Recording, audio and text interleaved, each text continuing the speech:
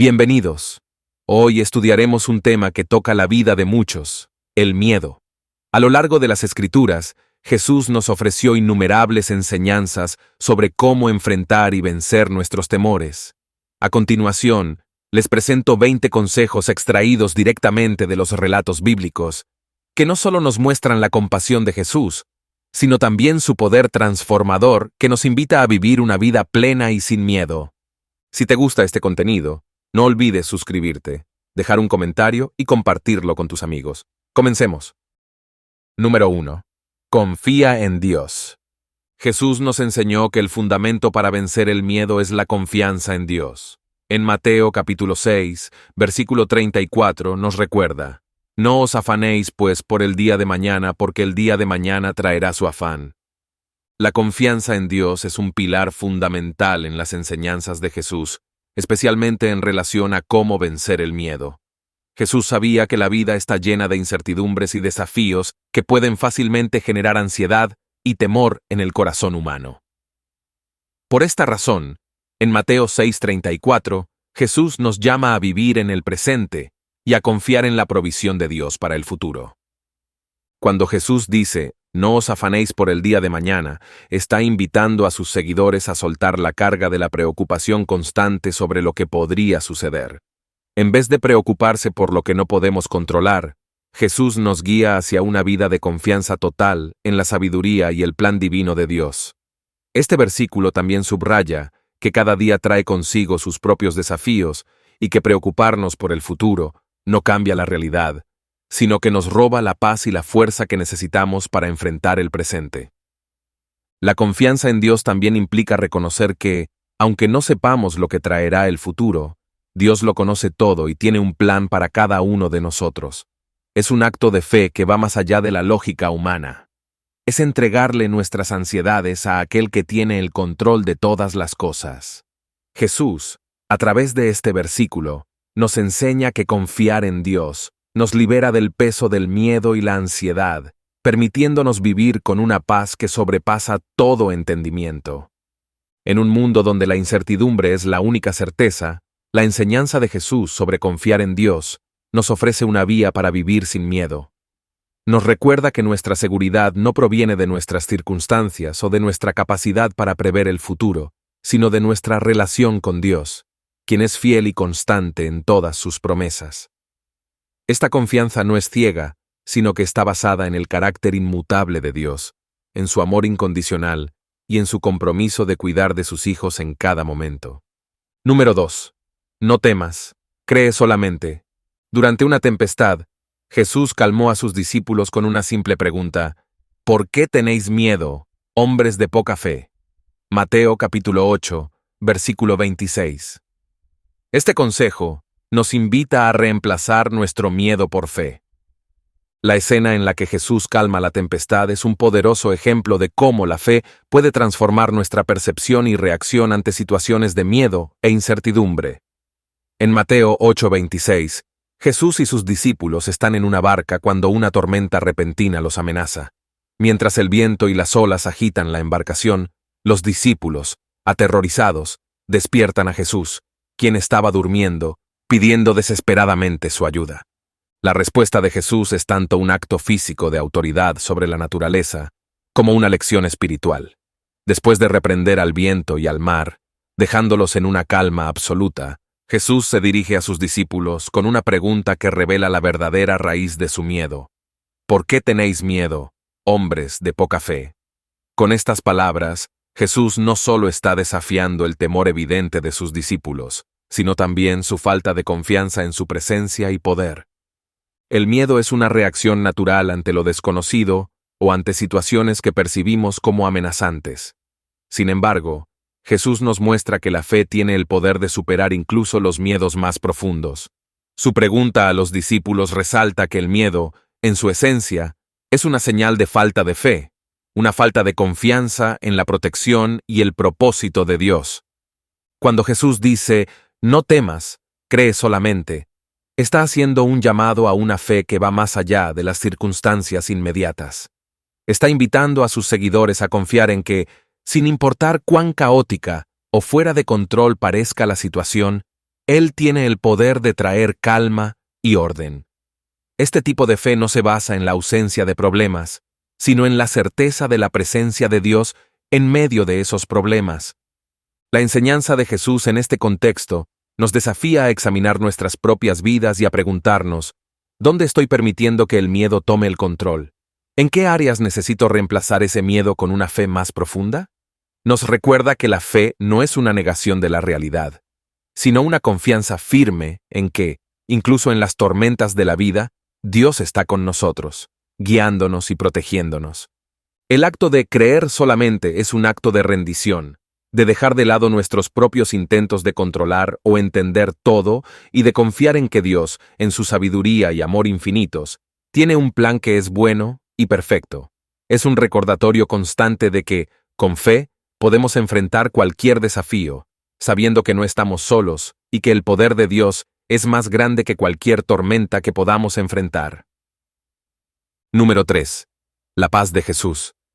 Antes de partir, Jesús dejó un regalo a sus seguidores. La paz os dejo, mi paz os doy. Yo no os la doy como el mundo la da. No se turbe vuestro corazón, ni tenga miedo. Juan capítulo 14, versículo 27. La paz que Jesús ofrece en Juan 14, 27 es un concepto profundamente significativo y transformador. No es simplemente la ausencia de conflictos o problemas, sino una paz que trasciende las circunstancias externas y radica en la seguridad de la presencia y el amor de Dios. Cuando Jesús dice, «La paz os dejo, mi paz os doy, yo no os la doy como el mundo la da», está diferenciando claramente el tipo de paz que Él ofrece de la que el mundo puede dar. La paz del mundo suele depender de la estabilidad externa, como la ausencia de guerra, conflictos o dificultades. Es una paz frágil, que puede ser fácilmente alterada por cambios en las circunstancias o por las tensiones que la vida presenta. En contraste, la paz de Jesús es una paz interior, profundamente arraigada en la confianza en Dios y en su soberanía. Es una paz que no se ve afectada por las tormentas externas, porque está basada en una relación inquebrantable con Dios. Esta paz no ignora las dificultades ni pretende que no existen, pero ofrece una manera de vivir en medio de ellas, con serenidad y confianza. Jesús ofrece esta paz a sus discípulos en un momento crucial, antes de su arresto y crucifixión, cuando ellos estaban a punto de enfrentar un período de gran incertidumbre y miedo. Al decirles que no se turben ni tengan miedo, Jesús les está asegurando que, a pesar de lo que está por venir, su presencia y paz estarán con ellos. Esta promesa no era solo para ese momento específico, sino que se extiende a todos los creyentes a lo largo del tiempo.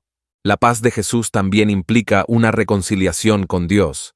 A través de su sacrificio, Jesús abrió el camino para que los seres humanos pudieran experimentar una relación restaurada con Dios, libre de la carga del pecado y la culpa. Esta reconciliación trae consigo una paz que el mundo no puede ofrecer. La seguridad de que somos amados y aceptados por Dios, y que nada puede separarnos de su amor. Vivir en la paz de Jesús es un acto de fe diaria. Es elegir confiar en su promesa, incluso cuando todo a nuestro alrededor parece estar en caos. Es una invitación a descansar en la certeza de que Dios tiene el control, y que, independientemente de las circunstancias, su paz está disponible para nosotros. Esta paz también tiene un impacto en cómo nos relacionamos con los demás. Al experimentar la paz de Jesús, somos llamados a ser agentes de paz en el mundo, reflejando el amor y la gracia que hemos recibido. Es un recordatorio de que, a través de nuestra fe, podemos llevar luz y esperanza a un mundo que desesperadamente necesita ambas cosas. Número 4. Ánimo, soy yo, no temáis. En medio de otra tormenta, Jesús se acercó a sus discípulos caminando sobre el agua, tranquilizándolos con su presencia. Mateo capítulo 14, versículo 27. El relato de Jesús caminando sobre el agua y su encuentro con los discípulos en medio de la tormenta es una de las historias más impactantes y simbólicas del Nuevo Testamento. Este evento, narrado en Mateo 14, 27, no solo muestra el poder milagroso de Jesús, sino que también transmite un mensaje profundo sobre la fe, el coraje y la presencia divina en momentos de miedo y desesperación. Los discípulos se encuentran en una situación de gran angustia. Están en una barca, en medio del mar de Galilea, enfrentando una tormenta feroz durante la noche. Las olas los azotan, el viento es fuerte, y la oscuridad amplifica su miedo. En este contexto, ver a una figura caminando sobre el agua en la oscuridad parece más un presagio aterrador que una señal de esperanza. Ellos, aterrorizados, piensan que es un fantasma. Es en este momento de máxima confusión y miedo que Jesús se revela con las palabras: «Ánimo, soy yo, no temáis». Estas palabras son poderosas en varios niveles. Primero, ánimo es una llamada a la fortaleza interior, una invitación a no sucumbir al miedo.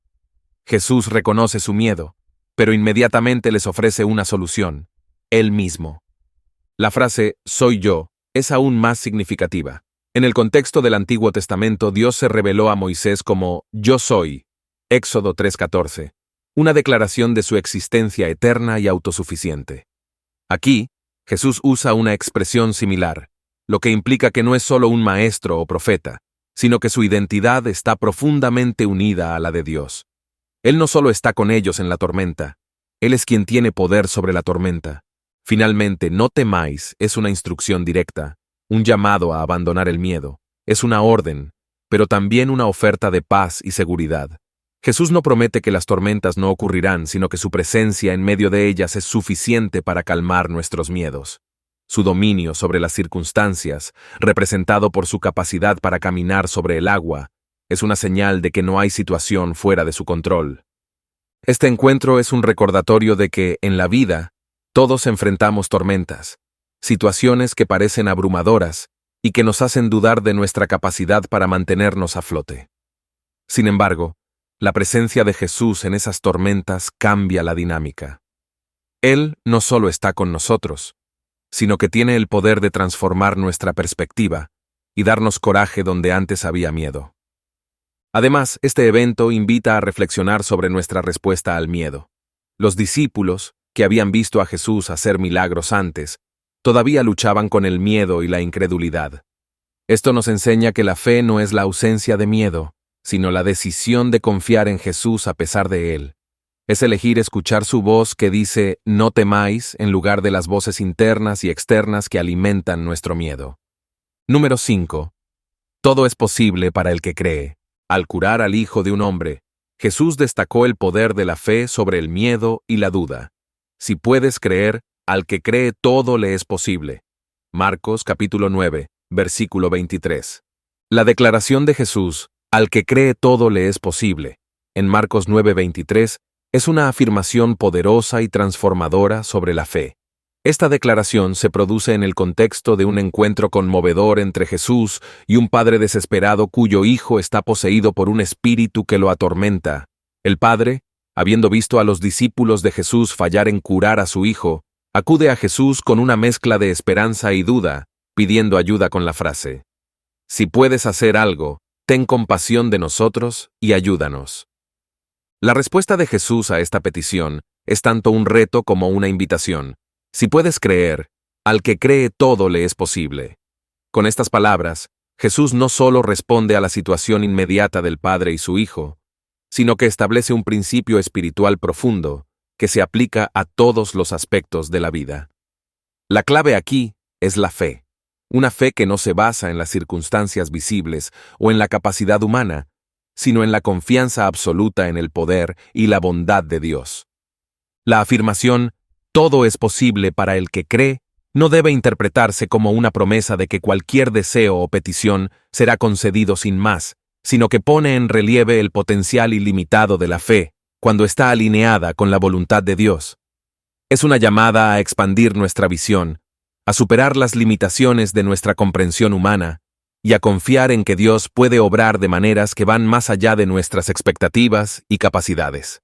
Esta enseñanza nos desafía a examinar la naturaleza de nuestra fe. Jesús no está diciendo que la fe es una herramienta mágica para obtener lo que queremos, sino que es una actitud de corazón que confía en Dios, incluso cuando las circunstancias parecen insuperables. La fe verdadera es una fe que persiste en medio de la duda, que espera en Dios, incluso cuando las respuestas no son inmediatas o evidentes. El contexto del pasaje también revela la lucha entre el miedo y la fe. El padre del niño está en un lugar de desesperación, habiendo intentado todo sin éxito. Su petición a Jesús, con la condición "si puedes", refleja una fe vacilante, una fe que ha sido golpeada por la realidad de sus fracasos anteriores. Sin embargo, Jesús lo llama a una fe más profunda, una fe que no se basa en la experiencia pasada, sino en la persona de Cristo y en su poder. Además, la respuesta del Padre a Jesús, "Creo, ayuda a mi incredulidad", es una de las confesiones más sinceras y humanas en el Evangelio. Reconoce su fe imperfecta y pide ayuda para superar sus dudas. Este momento subraya que la fe no es perfecta ni estática, sino que es un proceso de crecimiento y dependencia constante de Dios. En última instancia, todo es posible para el que cree. Es un recordatorio de que nuestras limitaciones no son las de Dios. Nos invita a acercarnos a Él con confianza, sabiendo que su poder y su voluntad superan nuestras capacidades y comprensión. Esta enseñanza nos llama a confiar en que, aunque no siempre entendamos el cómo o el cuándo, Dios es capaz de obrar en nuestras vidas de maneras que nunca podríamos imaginar. Número 6. Orar en momentos de angustia. Jesús modeló la oración como una herramienta para enfrentar el miedo, especialmente evidente en el huerto de Getsemaní, donde oró intensamente antes de su arresto. Lucas capítulo 22, versículo 44. La escena de Jesús orando en el huerto de Getsemaní es uno de los momentos más profundos y conmovedores del Evangelio, revelando la humanidad de Jesús y la poderosa herramienta que es la oración en momentos de angustia. En Lucas 22:44, vemos a Jesús enfrentando un momento de angustia extrema, sabiendo que su arresto, juicio y crucifixión están a punto de ocurrir. Es un momento de soledad y sufrimiento anticipado, en el que Jesús se retira a orar, buscando fuerza y consuelo en su Padre Celestial. En Getsemaní, la oración de Jesús es intensa y sincera. Él no oculta su angustia, sino que la lleva directamente a Dios, orando con tanta fervor que su sudor se convierte en como gotas de sangre que caían a tierra. Esta imagen potente nos muestra que la oración no es solo un ritual o una formalidad, sino un canal vital para expresar nuestras emociones más profundas y buscar la ayuda divina. La oración de Jesús, en este momento crucial, tiene varias dimensiones. Primero, es una oración de honestidad, donde Jesús reconoce su deseo humano de evitar el sufrimiento que se avecina. Padre, si es tu voluntad, aparta de mí esta copa. Sin embargo, su oración no se detiene ahí. Jesús continúa con una entrega total a la voluntad de Dios, pero no se haga mi voluntad, sino la tuya. Esta combinación de honestidad y rendición es un modelo poderoso para nuestras propias oraciones en tiempos de angustia. Jesús también muestra que la oración es una fuente de fortaleza.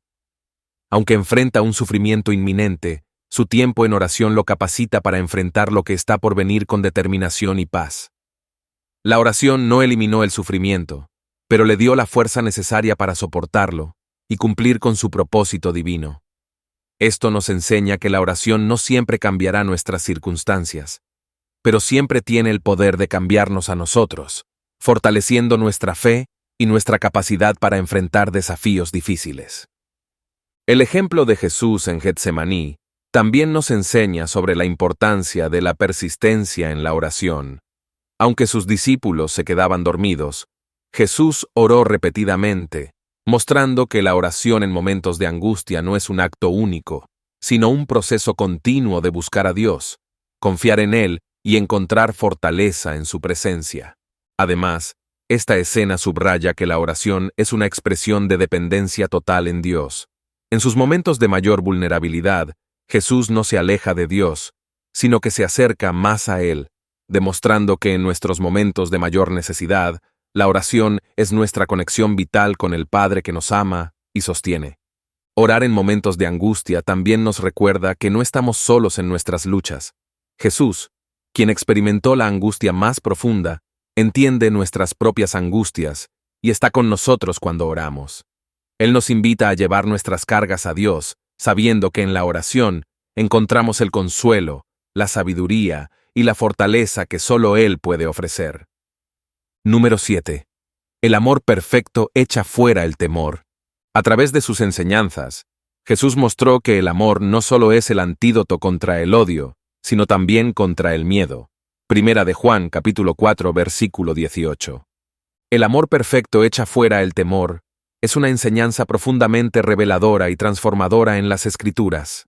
Esta idea, expresada en Primera de Juan 4:18, nos invita a reflexionar sobre la naturaleza del amor y su capacidad para disolver uno de los sentimientos más paralizantes que experimentamos: el miedo. El miedo es una emoción poderosa que puede tomar muchas formas. Miedo al futuro, a la pérdida, al rechazo, al fracaso, a lo desconocido. Es una respuesta natural a las amenazas y a las incertidumbres de la vida. Sin embargo, el mensaje de Jesús y de los apóstoles es que el amor, cuando es verdaderamente comprendido y vivido, tiene el poder de desarmar el miedo. El amor perfecto al que se refiere el apóstol Juan es un amor que no es egoísta ni condicional. Es un amor que proviene de Dios, que es constante, inmutable y que se preocupa profundamente por nuestro bienestar. Este amor no solo se manifiesta en las palabras y acciones de Jesús durante su ministerio en la tierra, sino que también se refleja en su sacrificio en la cruz, donde mostró la mayor expresión de amor desinteresado. Este tipo de amor echa fuera el temor porque nos asegura de nuestra posición y seguridad en Dios. Cuando entendemos que somos amados por un Dios que es soberano, justo y bueno, el fundamento del miedo comienza a desmoronarse. El miedo muchas veces se basa en la incertidumbre o en la percepción de que estamos solos o desprotegidos. Sin embargo, el amor perfecto de Dios nos asegura que, pase lo que pase, estamos en sus manos y nada puede separarnos de su amor. Además, el amor perfecto transforma nuestras relaciones con los demás. Cuando experimentamos y vivimos en este amor, nos vemos capacitados para amar a los demás sin temor. El miedo al rechazo, a ser heridos o malentendidos, se disuelve cuando nuestro amor por los demás no depende de su respuesta o comportamiento, sino de nuestra comprensión de cuánto Dios nos ha amado. Este amor nos da el coraje de vivir de manera auténtica y de actuar con compasión, incluso en situaciones que podrían generar miedo. Jesús, a través de sus enseñanzas y su vida, modeló este amor que echa fuera el temor. Al acercarse a los marginados, al sanar a los enfermos y al perdonar a los pecadores, Jesús demostró un amor que no estaba limitado por el miedo al juicio, a la crítica o a la pérdida. Su amor era tan fuerte y seguro que desafiaba las normas y expectativas sociales, mostrando que el verdadero poder no está en el control o la dominación, sino en amar sin reservas.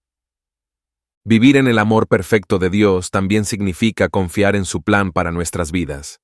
El miedo muchas veces surge de nuestra lucha por controlar el resultado de nuestras circunstancias, pero cuando confiamos en el amor de Dios, podemos dejar ir esa necesidad de control. Sabemos que, aunque no entendamos todo lo que sucede a nuestro alrededor, podemos confiar en que Dios tiene un propósito mayor que es para nuestro bien y su gloria. Número 8. Vigilar y orar. Jesús aconsejó estar siempre alerta y en oración para no caer en tentación, una práctica que disipa el miedo. Mateo capítulo 26, versículo 41. El consejo de Jesús de vigilar y orar, dado en Mateo 26:41, es una instrucción crucial para la vida espiritual y emocional de cualquier creyente. Estas palabras fueron pronunciadas por Jesús en un momento de extrema tensión y anticipación, durante su agonía en el huerto de Getsemaní. En este contexto, Jesús les dice a sus discípulos que se mantengan vigilantes y oren para no caer en tentación, subrayando la importancia de una vida espiritual activa y consciente. Vigilar implica estar alerta, ser consciente de las circunstancias que nos rodean y de las fuerzas internas y externas que pueden desviarnos del camino de la fe. No es una vigilancia física, sino una actitud mental y espiritual de estar siempre atento a las señales de tentación o debilidad. Esta vigilancia es una forma de estar preparados, de no ser sorprendidos por las pruebas o las crisis que puedan surgir en nuestras vidas. Orar, en este contexto, es la acción complementaria de la vigilancia. Mientras que vigilar nos mantiene alertas a las amenazas, orar nos conecta con la fuente de nuestra fortaleza y sabiduría, que es Dios. La oración no solo es una comunicación con Dios, sino también una forma de recibir su guía, su paz y su poder para enfrentar cualquier situación.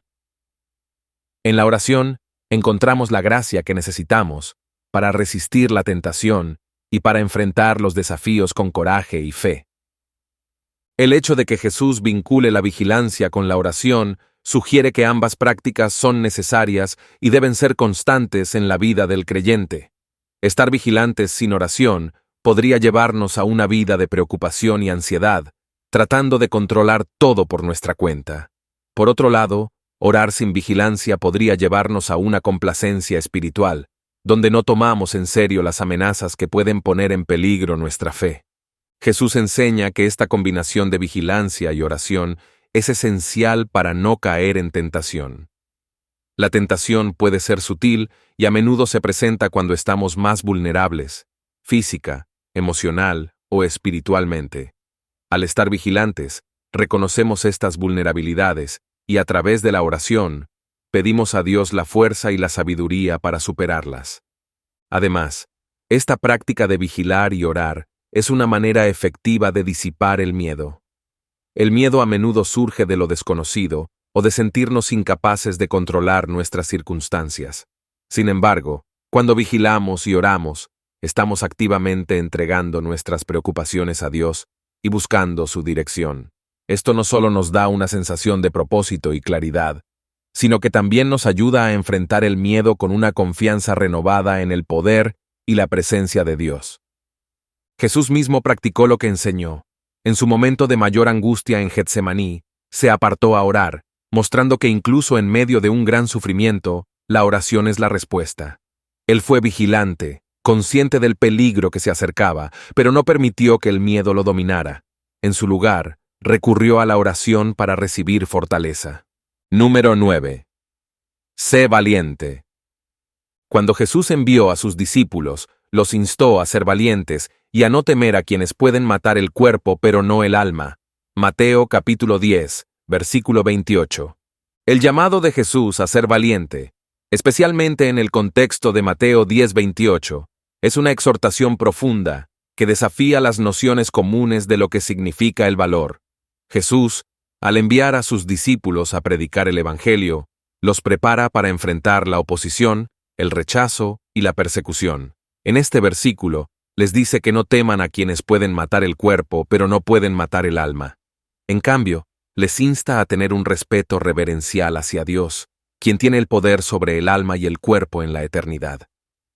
Este consejo de Jesús trasciende el miedo físico y nos lleva a reflexionar sobre el tipo de valor que se requiere para vivir una vida de fe auténtica. Ser valiente, según Jesús, no es simplemente enfrentar el peligro físico con coraje, sino tener una perspectiva eterna que nos permite ver más allá de las amenazas temporales. Es una valentía que se basa en la confianza en Dios y en la certeza de su soberanía sobre toda la creación. La valentía que Jesús pide no es una negación del miedo, sino una superación del mismo a través de la fe. Es entender que el verdadero peligro no reside en la muerte física, sino en una vida desconectada de Dios. Esta perspectiva cambia radicalmente cómo enfrentamos las dificultades y las amenazas en nuestra vida diaria.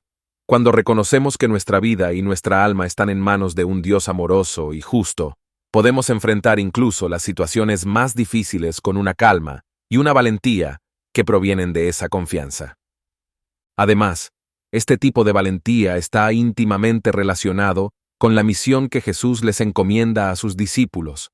Al saber que enfrentarán persecución por causa del Evangelio, Jesús los llama a no ceder ante el miedo, sino a perseverar con valor. Este llamado al valor no es solo para los tiempos de persecución abierta, sino también para las situaciones cotidianas donde ser fiel a Cristo puede implicar sacrificios, incomodidades o rechazo. Ser valiente en el sentido que Jesús describe también significa tener la fortaleza para mantenerse firme en la fe, incluso cuando hacerlo va en contra de la corriente cultural o cuando conlleva un costo personal significativo. Es un recordatorio de que el verdadero poder no está en la capacidad de infligir daño físico, sino en la integridad espiritual y la lealtad a Dios. Este tipo de valentía también se manifiesta en cómo tratamos a los demás. Jesús no solo nos llama a ser valientes en defender nuestra fe, sino también a mostrar valentía en amar, perdonar y servir a otros, incluso cuando hacerlo es difícil o no es correspondido. La valentía cristiana, por lo tanto, no es agresiva ni violenta, sino una fuerza tranquila y firme que refleja la paz y el poder de Dios. Finalmente, esta valentía está arraigada en la resurrección de Cristo. La promesa de la vida eterna y la victoria sobre la muerte nos da la libertad de vivir sin temor a la muerte. Saber que nuestra vida no termina con la muerte física, sino que continúa en la presencia de Dios, nos da el valor para vivir plenamente y sin miedo a las consecuencias temporales. Número 10. La fe mueve montañas. Enseñó que con fe, incluso las barreras que parecen insuperables, como las montañas, pueden ser removidas. Mateo capítulo 17, versículo 20. La afirmación de Jesús de que la fe puede mover montañas es una de las enseñanzas más poderosas y desafiantes de los evangelios. En Mateo 17:20, Jesús utiliza esta metáfora para ilustrar el inmenso poder de la fe, cuando es auténtica y está verdaderamente arraigada en la confianza en Dios. Esta enseñanza surge en un contexto donde los discípulos no pudieron expulsar un demonio de un niño.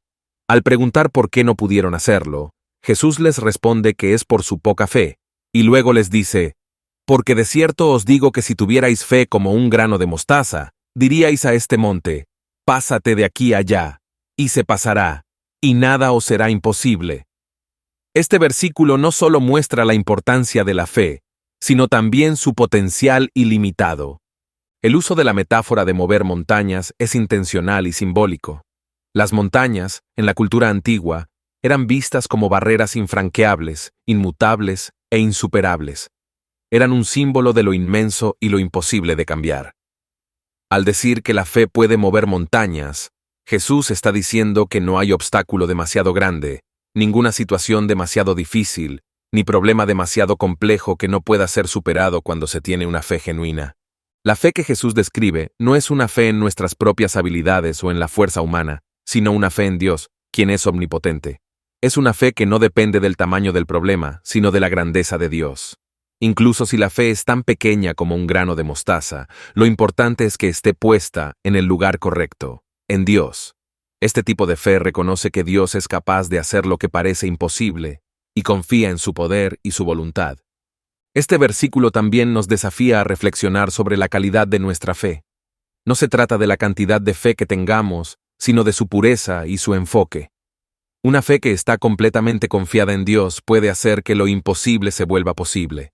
Sin embargo, esta fe no es una herramienta para manipular resultados según nuestros deseos. Más bien, es una confianza en que Dios, en su sabiduría, obrará en y a través de nosotros para cumplir su propósito. La idea de mover montañas también se aplica a las dificultades personales y espirituales que enfrentamos. Las montañas en nuestras vidas pueden ser desafíos aparentemente insuperables, ya sean problemas financieros, relaciones rotas, enfermedades o luchas internas. Jesús nos enseña que, al enfrentar estos desafíos, la fe en Dios puede ser la clave para superarlos, no necesariamente porque los problemas desaparezcan, sino porque la fe nos da la perspectiva y la fuerza para enfrentarlos. Además, esta enseñanza nos invita a una vida de oración y dependencia de Dios. Cuando creemos que Dios puede mover montañas, somos motivados a orar con audacia y esperanza, sabiendo que nuestras oraciones son escuchadas y que Dios tiene el poder de intervenir en nuestras circunstancias. La fe que mueve montañas es también una fe que persevera, que no se rinde ante las dificultades, sino que sigue confiando en Dios, incluso cuando las respuestas no son inmediatas. Número 11. Reconocer a Dios como nuestro refugio. Jesús indicó que debemos ver a Dios como nuestro refugio y fortaleza, un auxilio que siempre encontramos disponible en momentos de angustia. Salmo 46, versículo 1. La imagen de Dios como nuestro refugio y fortaleza es una de las más consoladoras y poderosas en la Biblia. En el Salmo 46:1, se nos recuerda que Dios es nuestro amparo y fortaleza, nuestro pronto auxilio en las tribulaciones. Esta declaración no solo es un testimonio de la naturaleza protectora de Dios, sino también una invitación a encontrar en Él nuestra seguridad en medio de las tormentas de la vida. Reconocer a Dios como nuestro refugio implica una confianza total en su capacidad para protegernos y sustentarnos. En tiempos de angustia o peligro, un refugio es un lugar seguro donde uno puede encontrar protección y descanso. Así es como Dios se presenta en las Escrituras, como un lugar seguro, un refugio donde podemos acudir cuando las circunstancias de la vida se vuelven abrumadoras o amenazadoras. La idea de Dios como refugio también sugiere que Él es inmutable y constante, un lugar donde siempre podemos recurrir, sin importar la situación. Este refugio no es un lugar físico, sino una realidad espiritual donde nuestras almas encuentran paz y seguridad.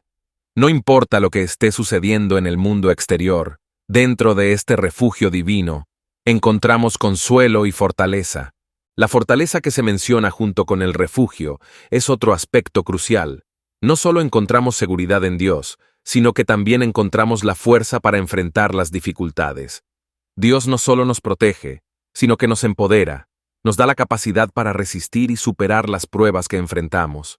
Esta fortaleza no es necesariamente una eliminación de los problemas, sino una fortaleza interior, una resistencia espiritual que nos permite soportar las tribulaciones con fe y esperanza. En la vida de Jesús, vemos esta confianza en Dios como refugio y fortaleza en muchas ocasiones. Durante su ministerio, Jesús enfrentó persecución, rechazo y finalmente la crucifixión. Sin embargo, siempre confió en su Padre Celestial, encontrando en Él su fuerza y su refugio. Esta relación de confianza y dependencia en Dios es un modelo para nosotros, mostrando cómo podemos enfrentar nuestras propias pruebas con la misma fe. El concepto de Dios como refugio también nos desafía a examinar dónde buscamos seguridad y fortaleza en nuestra vida diaria. Muchas veces, podemos intentar encontrar refugio en cosas temporales como el éxito, las relaciones humanas o los recursos materiales. Sin embargo, estos refugios pueden fallar y dejarnos aún más vulnerables. Dios, por otro lado, es un refugio eterno, siempre disponible y fiel, que nunca nos fallará. Además, este reconocimiento de Dios como nuestro refugio nos invita a vivir con una paz que no depende de las circunstancias externas.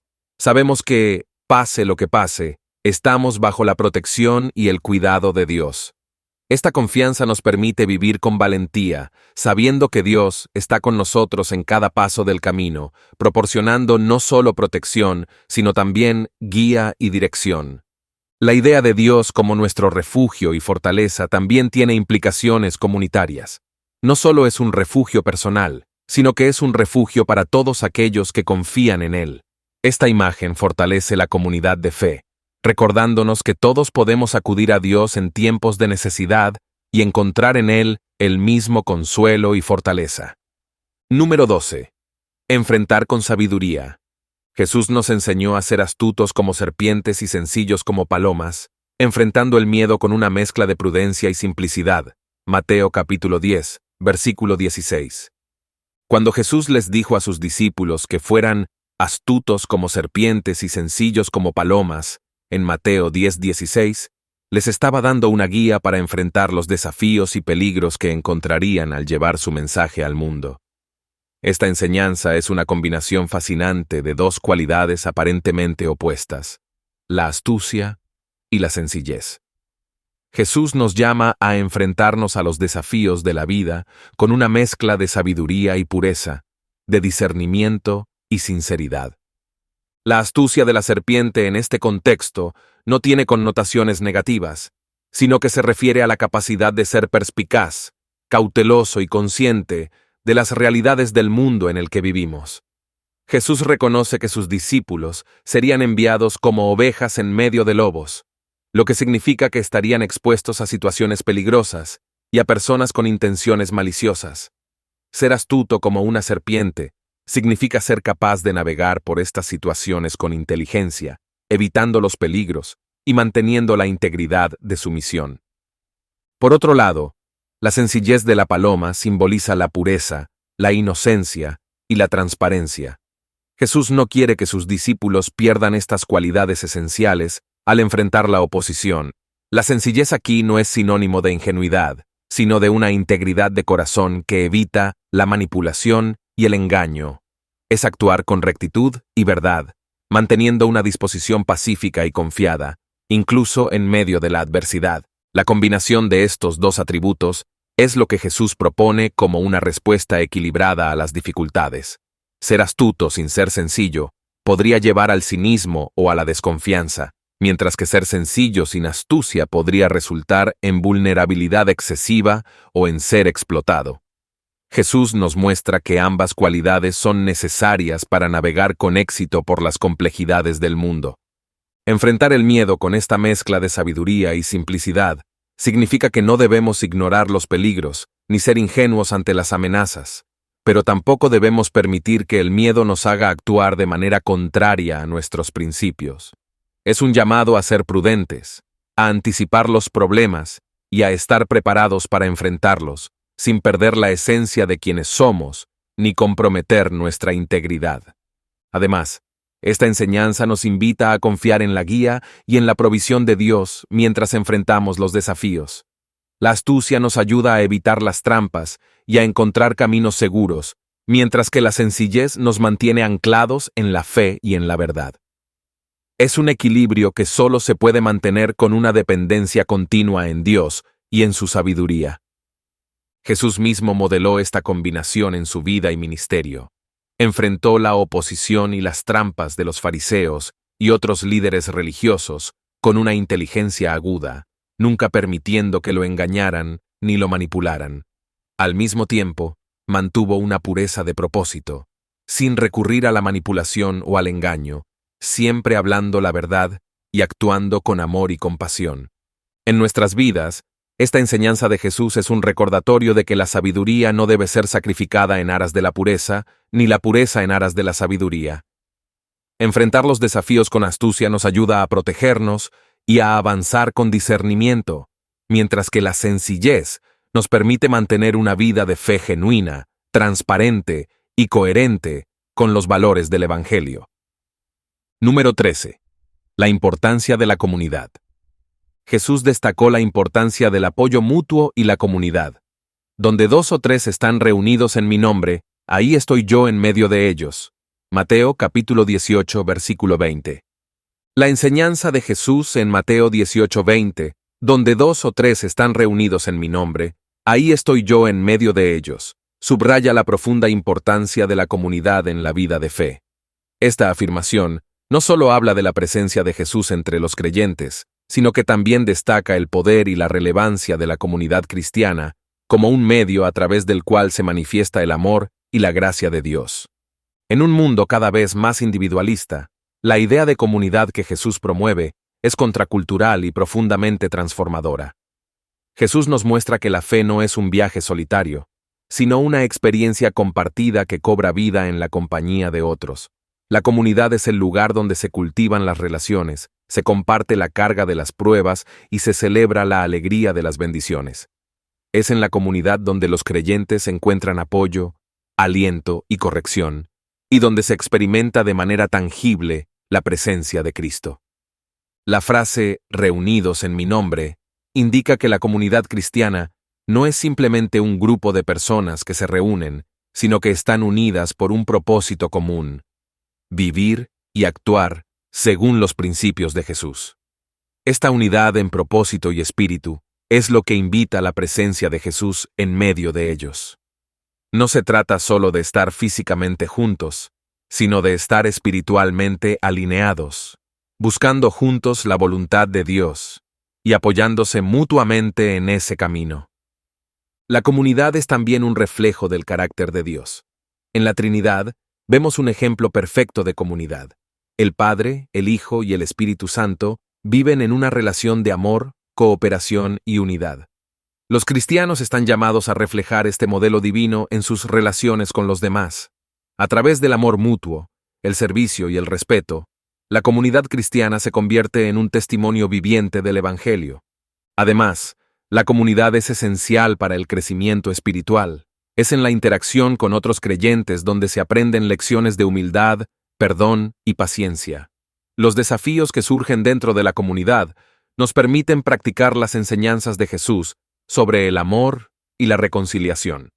La comunidad nos proporciona un entorno seguro donde podemos ser vulnerables, donde nuestras debilidades son sostenidas por la fortaleza de otros, y donde nuestras alegrías son compartidas y multiplicadas. La importancia de la comunidad también se manifiesta en la oración conjunta. Jesús promete su presencia cuando los creyentes se unen en oración. Esto sugiere que hay un poder especial en la oración comunitaria, donde las peticiones y las alabanzas se elevan como una sola voz, fortaleciendo la fe y la esperanza de todos los participantes. La comunidad se convierte así en un lugar donde las cargas son compartidas y donde la intervención divina es buscada y experimentada de manera colectiva. Jesús también enseñó que la comunidad tiene un papel vital en la misión de la Iglesia. No es solo un lugar de refugio, sino también un lugar de envío. Desde la comunidad, los creyentes son llamados a salir al mundo, a vivir y compartir el Evangelio. La fortaleza y el apoyo que encuentran en la comunidad los equipan para ser testigos efectivos del amor de Cristo en sus vidas cotidianas. En tiempos de dificultad, la comunidad es un pilar de apoyo. Es en estos momentos cuando el poder de estar reunidos en su nombre se hace más evidente. La comunidad no solo nos sostiene emocional y espiritualmente, sino que también actúa como un agente de la gracia de Dios, proveyendo lo que necesitamos cuando más lo necesitamos. Número 14. La fe que renueva. Nos animó a renovar nuestra fe constantemente, recordándonos que somos capaces de enfrentar cualquier desafío con su apoyo. Marcos capítulo 11, versículo 24. La fe que renueva es una enseñanza fundamental que nos recuerda la necesidad de mantener nuestra fe viva y activa en todo momento. En Marcos 11:24, Jesús dice: Por tanto, os digo que todo lo que pidáis en oración, creed que lo recibiréis, y os vendrá. Este versículo no solo habla del poder de la oración, sino también de la naturaleza dinámica de la fe, que debe ser constantemente renovada y fortalecida para enfrentar los desafíos de la vida. La fe no es algo estático, es un proceso continuo de crecimiento y renovación. A medida que avanzamos en nuestra vida espiritual, enfrentamos diferentes pruebas, tentaciones y situaciones que pueden desafiar nuestra fe. Sin embargo, Jesús nos anima a renovar nuestra fe constantemente, a mantenerla fresca y vibrante. Esta renovación no ocurre de manera automática. Requiere un esfuerzo consciente de nuestra parte para mantener nuestra conexión con Dios y para fortalecer nuestra confianza en Él. Renovar la fe significa cultivar una relación diaria con Dios, a través de la oración, la meditación en las Escrituras y la reflexión sobre sus promesas. Es un proceso de recordar y reafirmar quién es Dios y lo que ha hecho en nuestras vidas. A través de la renovación de nuestra fe, somos capacitados para enfrentar los desafíos con una perspectiva renovada y con la certeza de que Dios está con nosotros en cada paso del camino. Además, la renovación de la fe nos permite enfrentar el miedo y la duda con una confianza renovada en el poder de Dios. Cuando nuestra fe se renueva, nos volvemos más conscientes de la presencia de Dios en nuestras vidas y más seguros de su capacidad para obrar en nuestras circunstancias. Esto nos da la fortaleza para superar los obstáculos y para mantenernos firmes en nuestra fe, incluso cuando las circunstancias parecen desfavorables. La fe que renueva también nos recuerda la importancia de la perseverancia. No es suficiente tener fe en un momento de nuestras vidas. Debemos continuar cultivando y nutriendo nuestra fe para que pueda crecer y fortalecerse con el tiempo. La fe renovada nos da la capacidad de perseverar en la oración, de esperar con paciencia la respuesta de Dios y de confiar en su tiempo perfecto, incluso cuando no vemos resultados inmediatos. Este proceso de renovación también implica una disposición a aprender y a ser transformados por nuestras experiencias. A medida que enfrentamos desafíos y dificultades, nuestra fe es probada y a través de esa prueba se fortalece.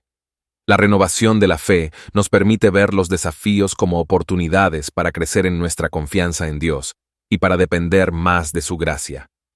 La fe que renueva nos capacita para vivir con esperanza y optimismo, sabiendo que, con el apoyo de Dios, somos capaces de enfrentar cualquier desafío. Es una fe que no se desanima fácilmente, que no se rinde ante las dificultades, sino que persiste y confía en la fidelidad de Dios. Es una fe que nos impulsa a seguir adelante, a pesar de los obstáculos, y que nos da la seguridad de que Dios está obrando en todas las cosas para nuestro bien. Número 15. Entregar nuestros miedos a Dios. Nos enseñó a entregar nuestros miedos a Dios en oración, confiando en que Él nos escucha y actúa en nuestro favor. Filipenses capítulo 4, versículo 6. Entregar nuestros miedos a Dios es un acto profundo de fe y confianza que nos libera de la carga de la ansiedad y nos permite experimentar la paz que solo Él puede ofrecer. En Filipenses 4:6 se nos instruye a no estar afanosos por nada, sino en todo, mediante oración y súplica con acción de gracias, sean dadas a conocer vuestras peticiones delante de Dios. Este versículo es una invitación clara a traer nuestras preocupaciones, ansiedades y miedos ante Dios, confiando en que Él no solo nos escucha, sino que también actúa en nuestro favor. El acto de entregar nuestros miedos a Dios comienza con el reconocimiento de que no estamos destinados a cargar con esas preocupaciones solos. El miedo y la ansiedad son emociones humanas comunes, pero cuando se vuelven abrumadoras, pueden paralizar nuestra vida espiritual y emocional. Jesús, a lo largo de su ministerio, enseñó a sus seguidores a confiar en Dios, incluso en medio de las circunstancias más aterradoras. Y Filipenses 4:6 refuerza esta enseñanza, recordándonos que Dios está siempre dispuesto a recibir nuestras cargas. La oración es el medio por el cual podemos entregar nuestros miedos a Dios. En la oración, encontramos un espacio seguro para expresar nuestras dudas, temores e inseguridades. Es un acto de sinceridad, donde nos presentamos ante Dios tal como somos, sin pretensiones ni máscaras. Al verbalizar nuestros miedos en oración, estamos reconociendo nuestra necesidad de ayuda divina y nuestra dependencia de la gracia de Dios. La súplica, como se menciona en el versículo, implica una petición ferviente y sincera. No se trata solo de mencionar nuestros miedos, sino de implorar la intervención de Dios en nuestras vidas. Al hacerlo, estamos dejando de lado el control que intentamos ejercer sobre nuestras situaciones y permitimos que Dios actúe según su sabiduría y voluntad perfectas. La acción de gracias es un componente crucial en este proceso. Al dar gracias, incluso mientras presentamos nuestras peticiones, estamos afirmando nuestra fe en la bondad y fidelidad de Dios.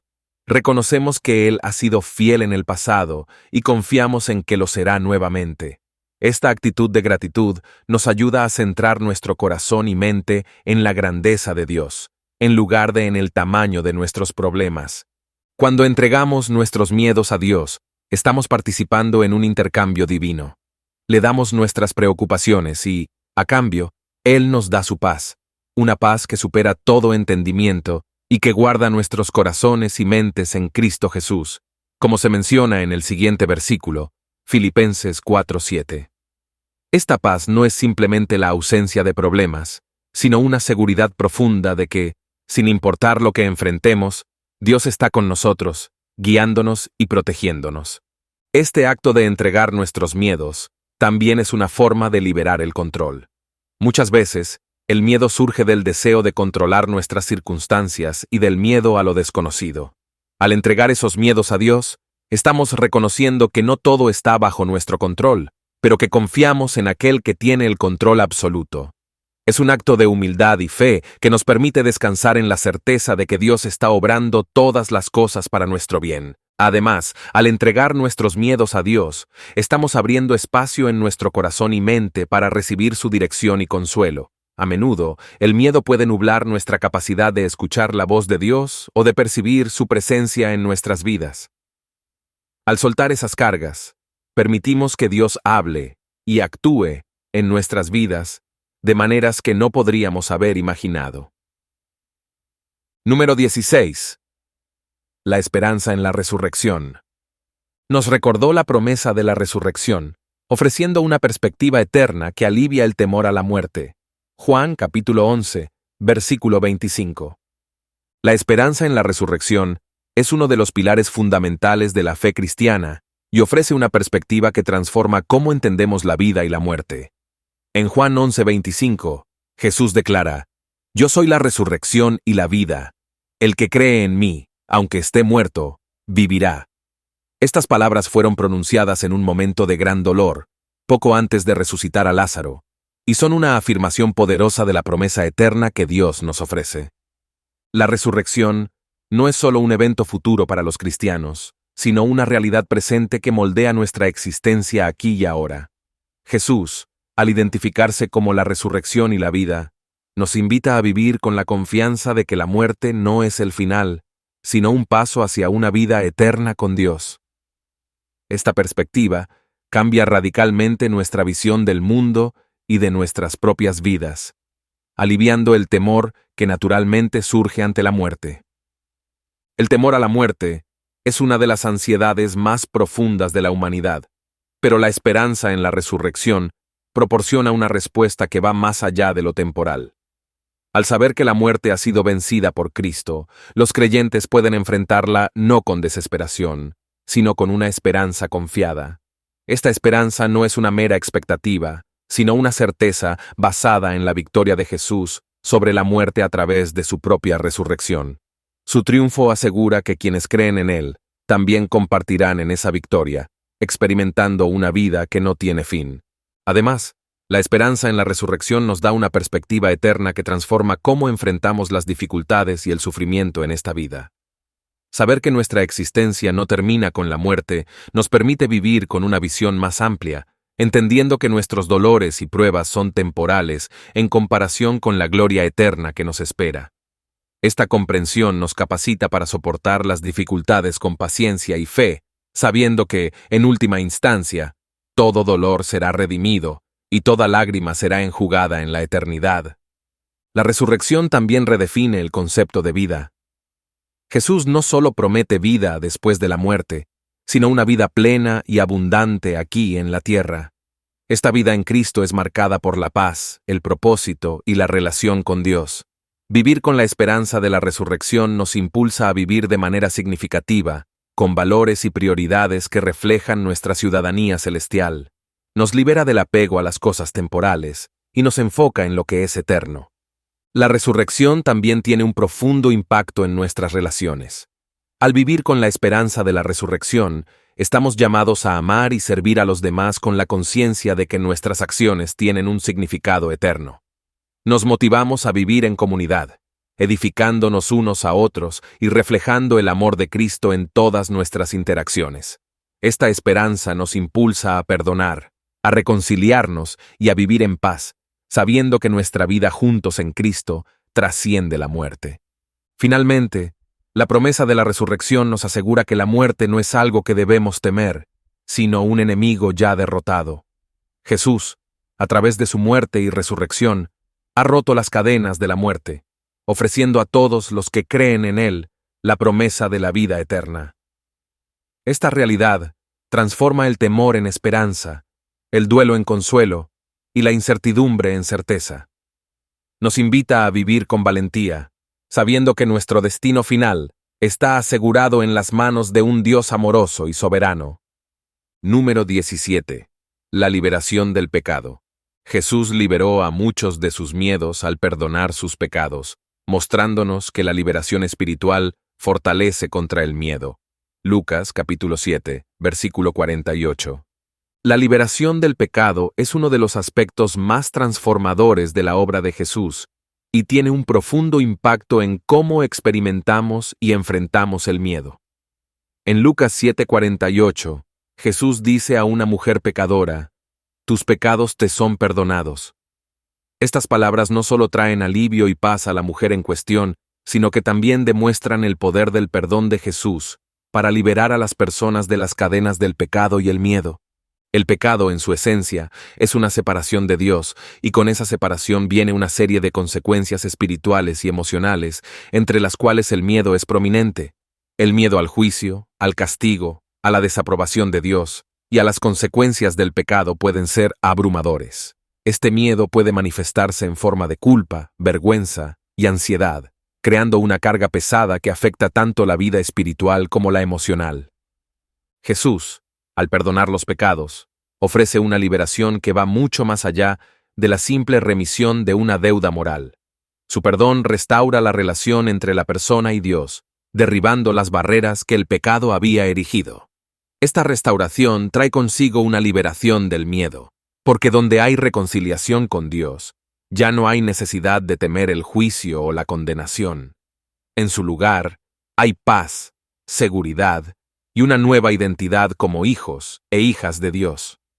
La liberación del pecado también tiene un efecto profundo en nuestra autopercepción y en cómo nos relacionamos con los demás. Cuando Jesús perdona nuestros pecados, nos libera de la carga de la culpa y la vergüenza, permitiéndonos vivir con una conciencia limpia y un corazón renovado. Esto, a su vez, nos da la confianza para acercarnos a Dios y a los demás con transparencia y sinceridad, sin miedo al rechazo o al juicio. Además, la liberación del pecado fortalece nuestra fe y nos capacita para enfrentar otros miedos de la vida. Cuando experimentamos el perdón y la gracia de Dios, somos llenos de una nueva confianza en su amor y poder. Esta confianza nos da la fortaleza para enfrentar los desafíos y las incertidumbres de la vida con una fe firme, sabiendo que si Dios ha perdonado nuestros pecados, no hay nada que no pueda superar en nuestras vidas. La liberación espiritual también transforma nuestra perspectiva del pasado. Los errores, fallos y pecados, que antes nos mantenían atrapados en un ciclo de miedo y culpa, son redimidos por el perdón de Dios. En lugar de ser definidos por nuestro pasado, somos redefinidos por la gracia de Dios. Esta transformación nos libera del miedo al fracaso y al pasado, dándonos la libertad para vivir plenamente en el presente y con esperanza para el futuro. El perdón de los pecados también nos enseña sobre la gracia de Dios, que es la fuente de nuestra seguridad y paz. Al entender que somos perdonados no por nuestros méritos, sino por la gracia infinita de Dios, aprendemos a confiar en su amor incondicional. Este amor, que no se basa en nuestro rendimiento, nos da la seguridad de que, pase lo que pase, estamos en las manos de un Dios que nos ama y nos cuida. Además, esta liberación del pecado nos llama a una vida de transformación y santidad. Al ser perdonados, somos llamados a vivir de acuerdo con nuestra nueva identidad en Cristo, alejándonos del pecado y buscando la justicia. Esta vida renovada no solo nos aleja de los miedos asociados con el pecado, sino que también nos acerca más a la voluntad de Dios, quien nos guía y protege. Número 18. Seguir su ejemplo.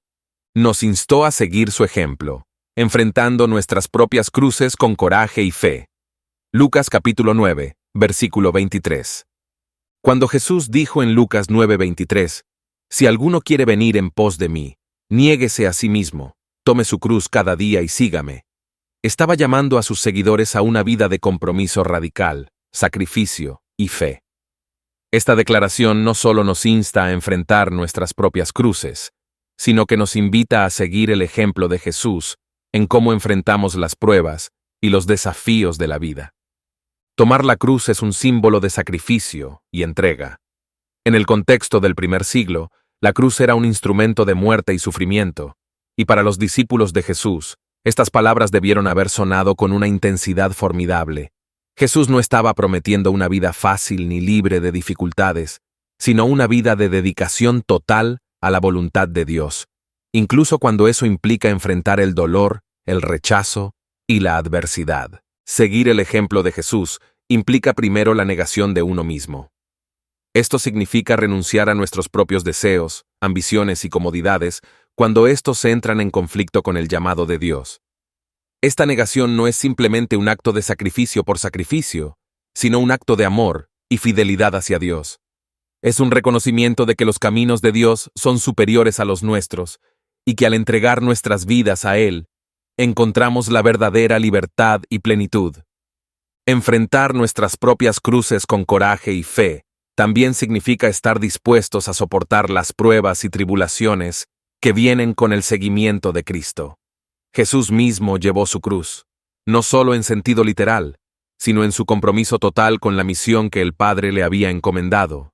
Él enfrentó la oposición, la traición y finalmente la muerte, con una fe inquebrantable en la soberanía y el plan de Dios.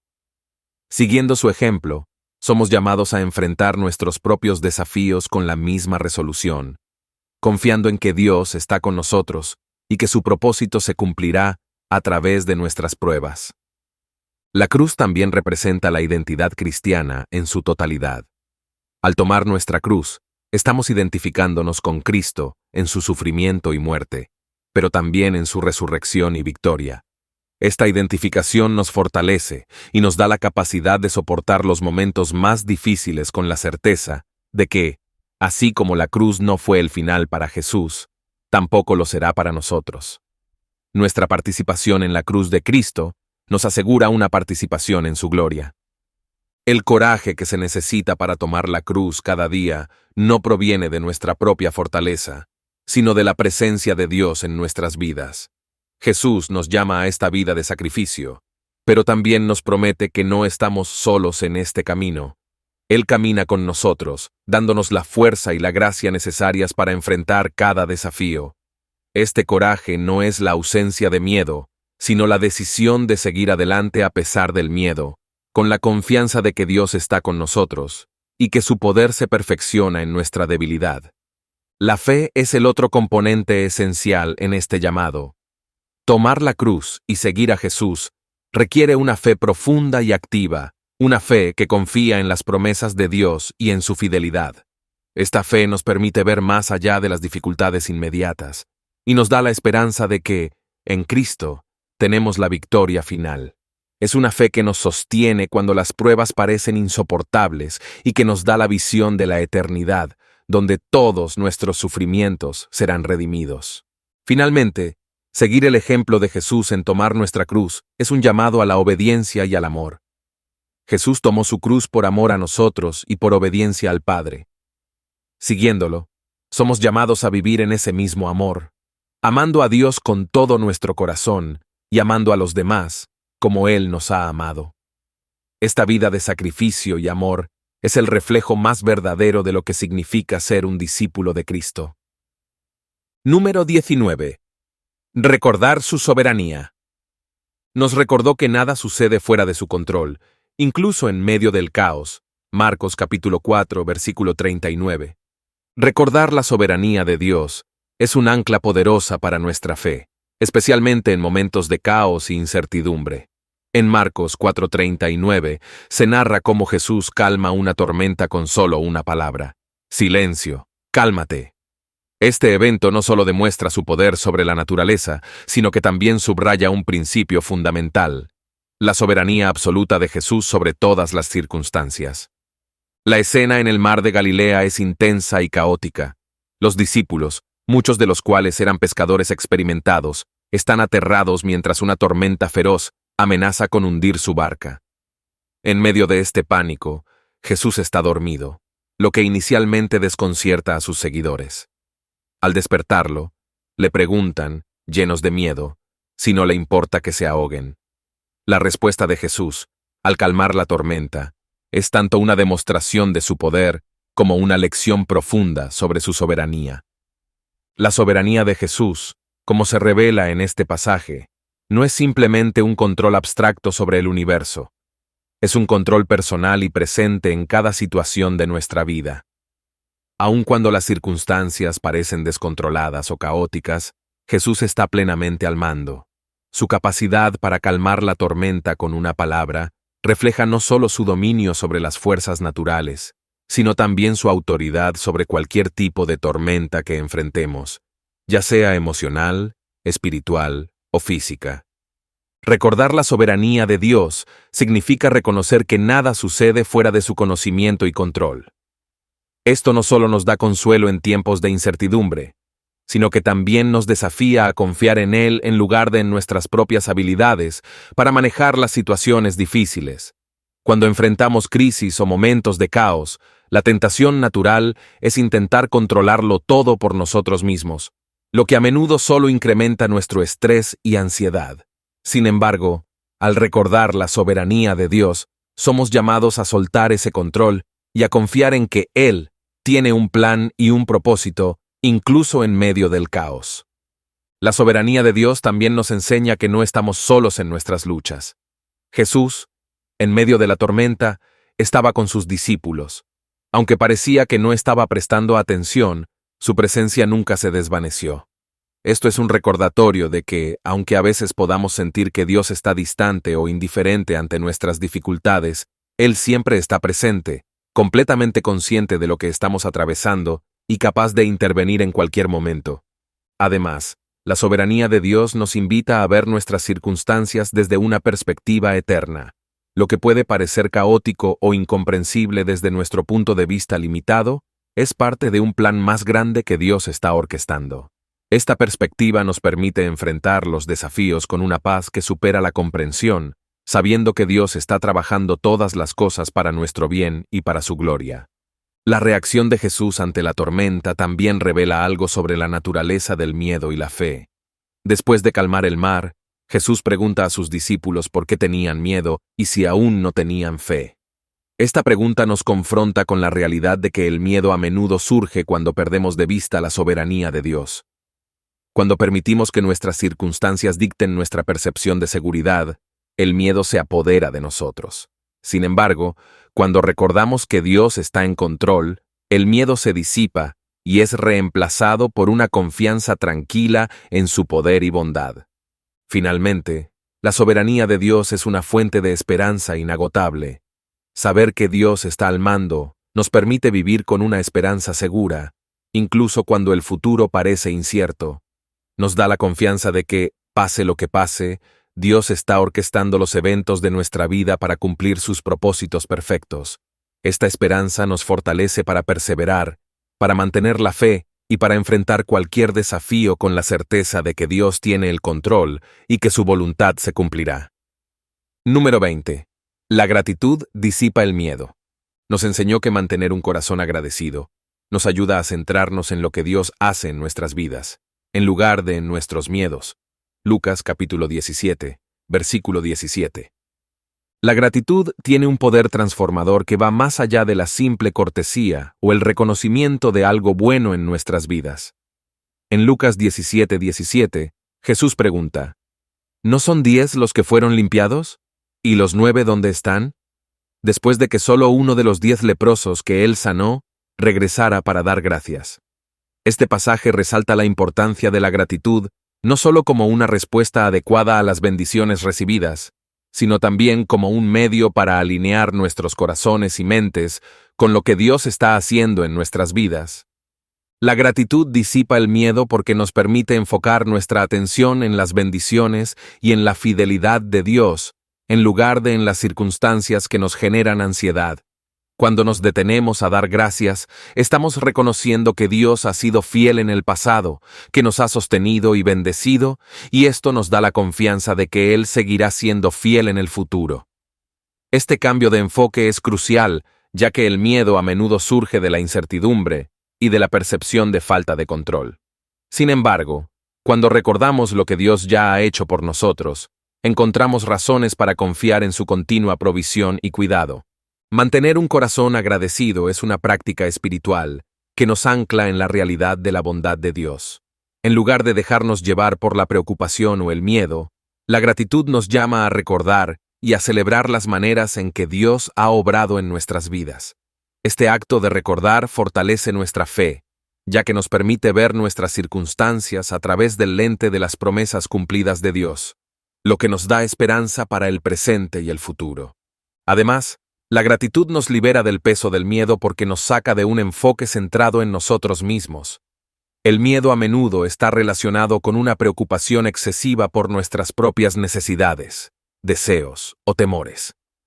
Cuando practicamos la gratitud, nos movemos de un enfoque en lo que nos falta a un reconocimiento de lo que ya hemos recibido. Este cambio de perspectiva no solo nos llena de paz, sino que también nos permite ver más claramente las bendiciones que Dios derrama en nuestras vidas diariamente. La gratitud también fomenta una actitud de humildad y dependencia de Dios.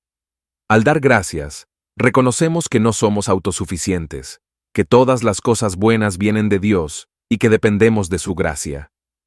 Esta humildad es incompatible con el miedo, ya que el miedo a menudo se arraiga en la ilusión de que debemos controlar todo por nosotros mismos. La gratitud, por otro lado, nos invita a confiar en la soberanía de Dios y a descansar en su amor y cuidado. En la historia de los 10 leprosos, el único que regresó a dar gracias experimentó algo más que la sanidad física, experimentó una renovación espiritual. Jesús le dijo: «Levántate y vete, tu fe te ha salvado». Este encuentro revela que la gratitud no solo reconoce lo que Dios ha hecho, sino que también abre la puerta a una relación más profunda con Él. La gratitud, en este sentido, se convierte en un acto de fe, una declaración de que creemos en la bondad de Dios y en su deseo de bendecirnos y guiarnos. Por último, la gratitud nos ayuda a vivir con una perspectiva eterna. Al recordar y agradecer lo que Dios ha hecho, no solo en nuestras vidas personales, sino también en la historia de la redención, somos capaces de ver nuestras circunstancias a la luz de su plan eterno. Este enfoque nos da la fuerza para enfrentar los desafíos con una esperanza que va más allá de lo temporal, sabiendo que Dios está obrando todas las cosas para nuestro bien y su gloria. Gracias por acompañarnos en este video. Espero que el contenido haya sido de bendición para tu vida. No olvides darle like si te gustó, compartirlo con tus amigos y familiares, y dejar tus comentarios abajo para que podamos seguir creciendo juntos en la fe. Nos vemos en el próximo video. Que Dios te bendiga